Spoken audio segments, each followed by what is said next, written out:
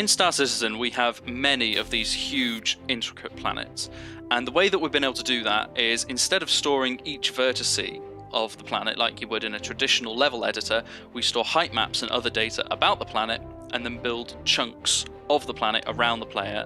But it did introduce the problem of us not being able to edit individual vertices of the terrain. That is where the terrain modification system comes in. So the terrain modification system works by placing modifiers across the planet, and when we build each chunk of the terrain, we check to see if any of the vertices intercept one of our bounding boxes, and if we do, that modifier applies a function to the z coordinate of that vertice to offset it to a specific place that we choose. So for example, we've got here a smoothing area. We can move this around. We can see that it is smoothing out the ground. We can raise it or lower it. We can change its size and so on. And here I've got a crater which we could flip and turn into a push-pull. We can change the scale and so on. And that's all happening by intercepting the mesh building system and applying offsets based on a function to each vertex within that box. We can use this on any scale we like, so from a very small scale like this to a much bigger scale like this over here. So if I decide I want to place my outpost over here, the first thing I do is I put a smoothing area down. I integrate that into the terrain so that it looks good. I can play with all the different settings to tweak the roll off and the radius of the smoothing area. And then I can go in and I can put my outpost down. And we can see that that's come in very flat, there's no clipping with the terrain, and it all looks very natural and embedded instead of kind of like terrain clipping over the sides of the landing pads. So we can integrate our smoothing areas even more in with the terrain by using a noisy edge instead of just having a perfectly spherical one. So this smoothing area here has a noise function applied to its radius, so we get this kind of like crinkly effect. And when I embed that into the ground, we don't see an obvious circle around where our outpost is. Instead, we get more natural looking crinkle around the edge of our smoothing area. The reason that we have both of these modifiers is sometimes you want to make it clear that humanity has come and shaped the terrain to be a certain way, and sometimes you just want the convenience of flat ground without it looking like it's been bulldozed by a great big group of JCBs. So using the same modification system, we can actually add water meshes to the vertexes. The first thing I did on this was a way to place river paths, because you can't start modifying the terrain before you know where the water's going to flow. So I've got this river placement tool here, where we're going to be able to essentially start off by placing a spring or somewhere where the water might come out of the ground. So I'm going to place that here. And you can see that it automatically starts working out the path of where the water would flow. Now it does this in steps. It looks at the direction that the water is coming from. It takes a step in that direction and works out an arc of points. And then it chooses the point on that arc that is the lowest, moves there, and then continues on to the next step until you get this nice flowing path. Now over here we've got a white dot, and that is because the lowest point on the arc was in fact higher than the water started with. And if you look at a river, you'll notice water doesn't travel up. So here the point is white because we're going to have to erode down the path under here for the water to have travelled to this point. We can't have it flow up on the terrain. So once we're happy with our river path, we can look at adding any contributing springs. So for example, we might have a bit more water flow coming from there, or I might choose to have a bit more water flow coming from there. And then we can score and clean the rivers. What this does is it works out a more detailed path between the nodes that the river is going to take. And it also works out how much water is going to be passing through each point. So you see, if I click on this node here, we can see the size is 5. But if I go a little bit downstream, where there's going to be more rainwater collecting into the stream, the size is 17. And that will increase all the way down to the bottom where the river ends. Once we're happy with the river system as a whole, we can place the geometry modifiers. Now the first thing this is going to do is we've placed some brown decals down to show that the terrain has changed, and we've actually modified the terrain to show the path of the river. As you can see, if I just turn these off, as you can see, we've got a deep trench where the river is flowing and then banks around the river. But usually rivers have water, so let's add in some water. Now obviously this is work in progress, this is just using the sea mesh, but it just to prove the concept that we can have water in the basis of our rivers. But it still doesn't look quite right.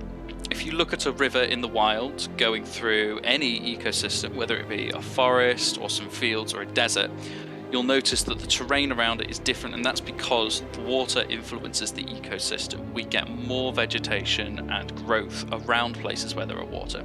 So in order to make this look as convincing as possible, we're going to experiment with adding more foliage and more ecosystem changes around the rivers. So this is just a programmer's take on this, and no artists have had any say in what I'm doing here.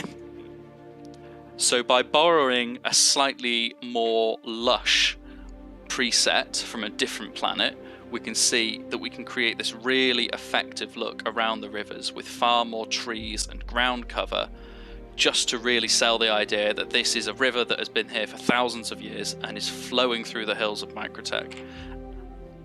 So now that we've added in this ecosystem around the river, it really sells and looks like a river flowing through the hills of Microtech.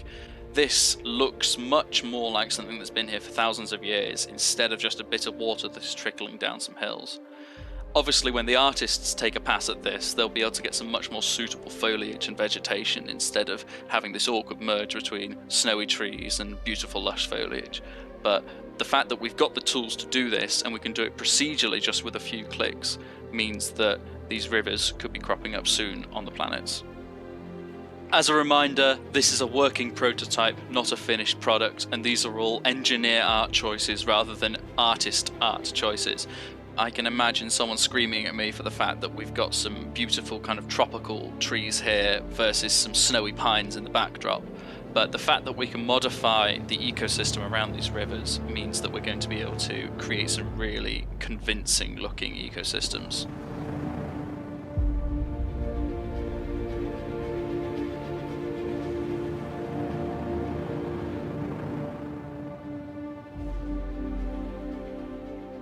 The terrain modification tool is just one more way the Planet Tech team continues to create new technologies that help our artists and designers create assets for the Star Citizen universe better and more quickly than ever before.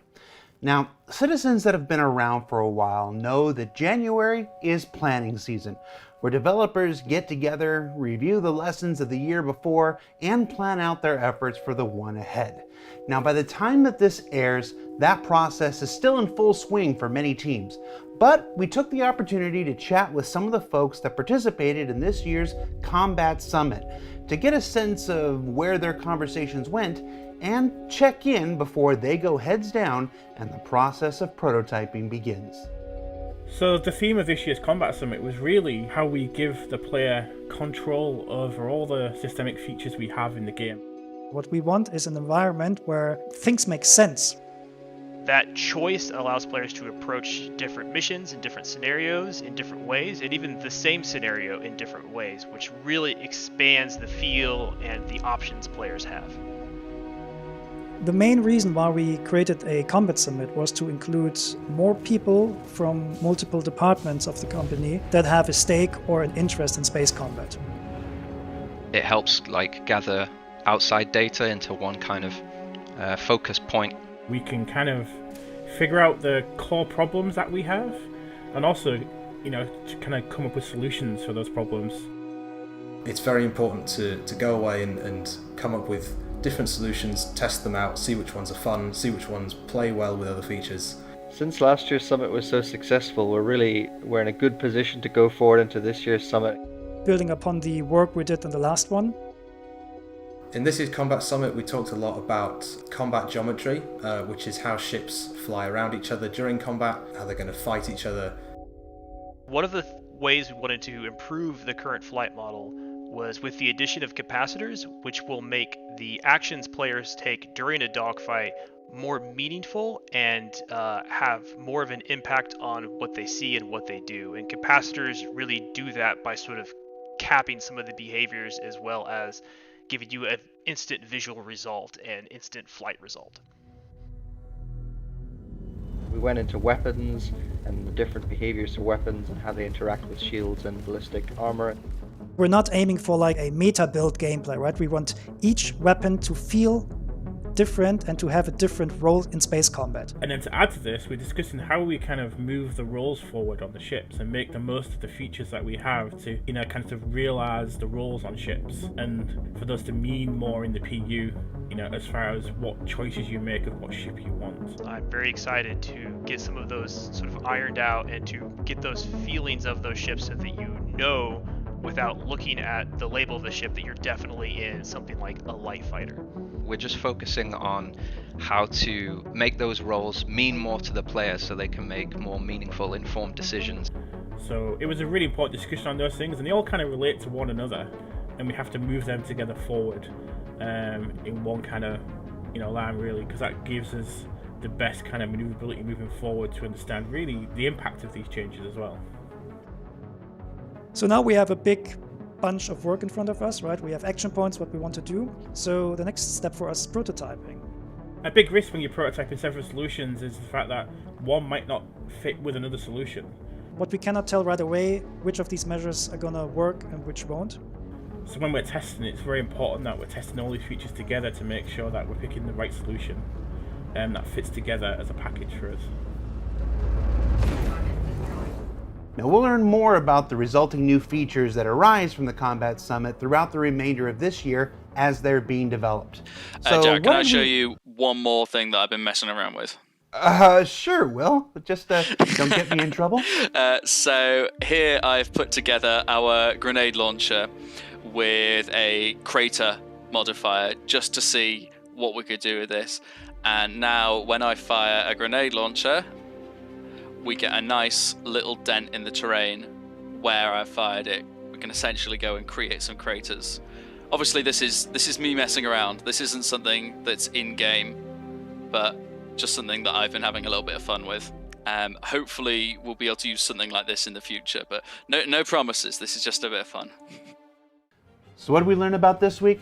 Well, we learned the plateaus can be a good thing when they allow designers to place outposts anywhere they want. That a river may run through it, but the next step is to always, always, always replace that programmer art. That each summit builds upon the successes of the last, and that the work of honing Star Citizen's combat experience continues. For Inside Star Citizen, I'm Jared Huckabee.